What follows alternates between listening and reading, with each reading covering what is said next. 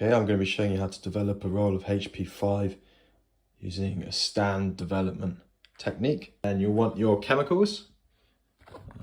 Here you go. These are the ones I'll be using: Adonal, stop bath, and then the fixing bath as well. This, I mean, I will use it.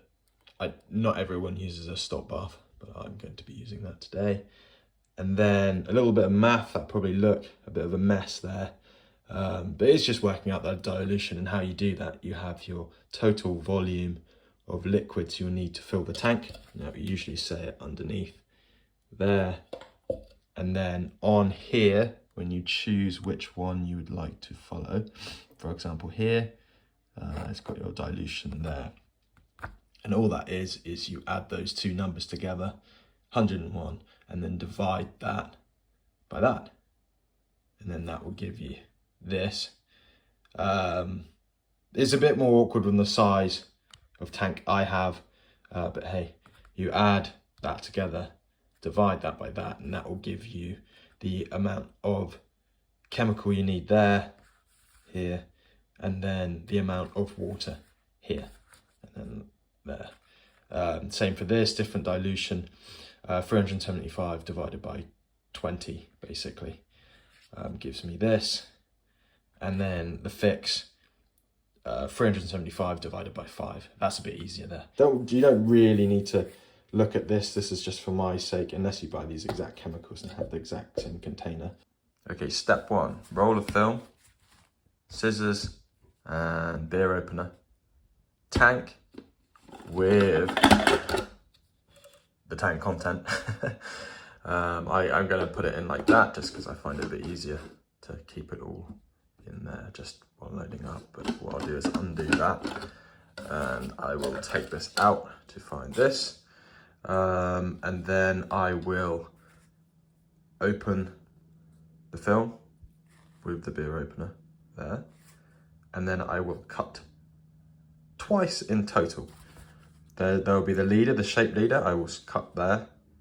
And then when I've rolled it in, I personally cut this off secondly.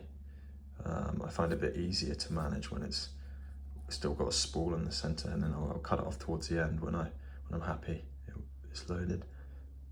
Okay, and then once it's on here, I will then place it in the tank and screw the lid on, and then that will be, once that's screwed down, that is then safe to bring into the line.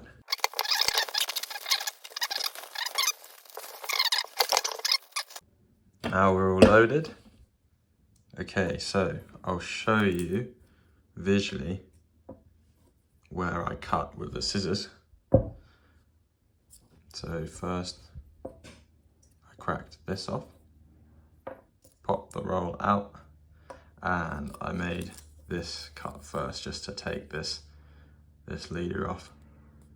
So I cut that, but you can see it's not perfectly straight, but it's fine, it works.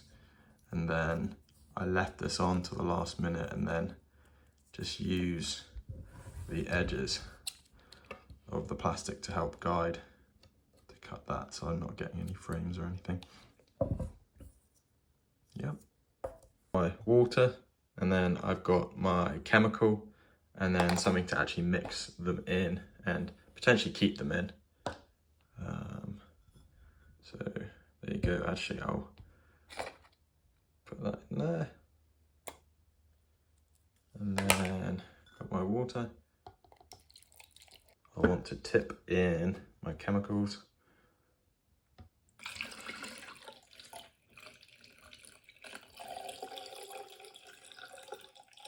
This is my developer. And then I want to agitate it just a little bit. Just get those air bubbles out. Give it a few taps. 30 minutes plus 30 minutes with an asterisk.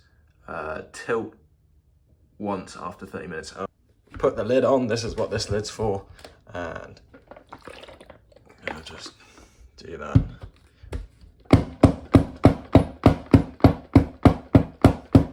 there's no need to be gentle. You can never be too thorough with this. As long as I'm not making loads of bubbles, it's alright. I'm just going to rinse it a couple times, just get all of that developer out. And then I'll go ahead with my stop bath. Eco stop, doing 18.75. Alright, now 356 or 360, whenever. Close enough.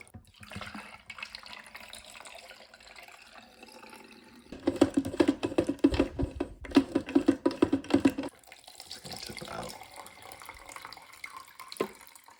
And then I'm going to rinse it again. Alright, lastly we got the fix.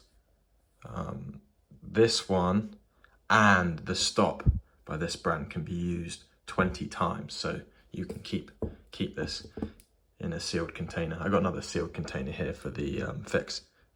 I'll be putting 75 milliliter of the chemical in here, so 15 or 5 mil.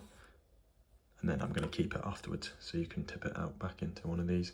And 300 milliliter of water. Alright, that's 15 of those.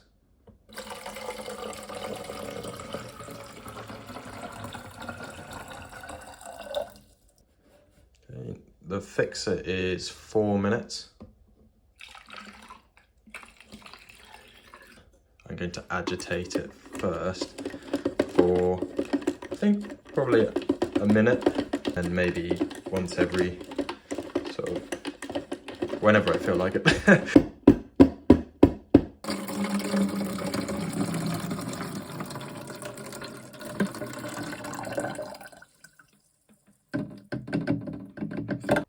And almost lastly, I'm just going to run this under the tap for about 5-10 minutes. And my second to last step, here you go. Here's the lovely soapy water. Just leave it under running water for another sort of maybe 5-10 minutes, whatever, till I'm happy it's all off. I can always rinse it again. It's just to get all this off. All right, now all the chemical work's done. Now what I want to see is exposures on here. And I'm just going to take it out like that. Oh, I see exposures. Yes. Yes, that's what I want. Awesome. Okay. Now, some people use a squeegee. I don't. I just use my fingers. Watermarks can come off, scratches can't, so I'd rather spend a little time reworking it than running scratches all through these shots. So I've got one.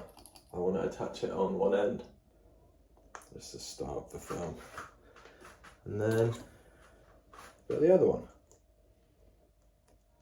I want to hang it somewhere where no one's going to bother it and make loads of dust, really.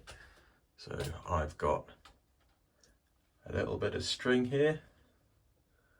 I can lean it on, and then that should be pretty good. But yeah, I see exposures on all of these. You can see all the lines are a bit messed up, but let's see. There's 2 lots of photos on each one, so let's see what comes out. I'll do another video of scanning it in. But we have negatives. Whoa-hey.